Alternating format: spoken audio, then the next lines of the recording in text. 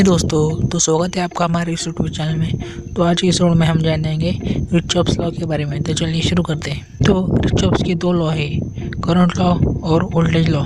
इन्हें हम Kirchhoff's first law और सेकंड लॉ के नाम से भी जानते हैं। किरचॉफ्स लॉ का यूज़ कॉम्प्लिकेटेड सर्किट्स में करंट और वोल्टेज को निकालने के लिए किया जाता है।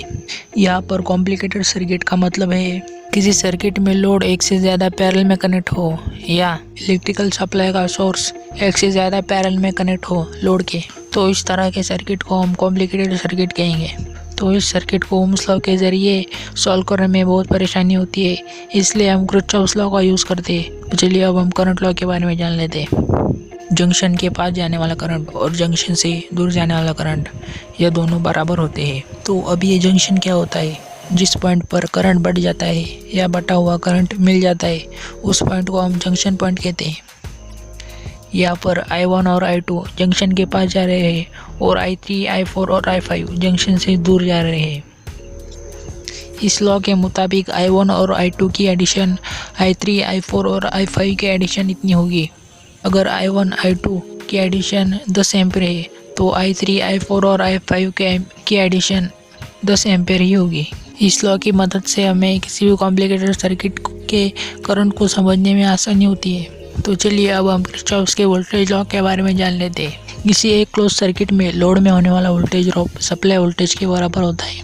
अगर किसी सर्किट को हमने 10 वोल्ट का सप्लाई दिया है तो उस सर्किट के लोड्स में होने वाला वोल्टेज ड्रॉप भी 10 वोल्ट इतना होगा। तो वोल्टेज लॉ यह सप्लाई वोल्टेज और सर्किट में होने वाले वोल्टेज ड्रॉप के रिलेशन को बताता है। तो करंट लॉ यह किसी जंक्शन के इनकमिंग और आउटगोइंग करंट के रिलेशन को बताता है। इन लॉस की मदद से किसी भी कॉम्प्लिकेटेड सर्किट को समझना बहुत आसान हो जाता है। तो चलिए अब हम किरचॉफ्स के करंट लॉ को एग्जांपल के जरिए समझ लेते हैं। मान लीजिए एक सर्किट है, उस सर्किट में हमने 100 ओम के 3 रजिस्टर्स को एक दूसरे के पैरेलल में कनेक्ट किया है और इन 3 रजिस्टर्स को हमने 10 और 5 वोल्ट के बैटरीज को कनेक्ट किया है। तो अब इस सर्किट में हमारे 2 जंक्शन है, ए जंक्शन और बी जंक्शन।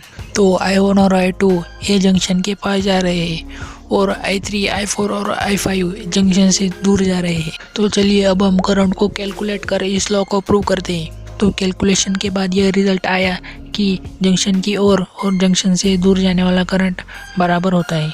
तो इस तरह से हमने किरचॉफ्स के करंट लॉ को जाना।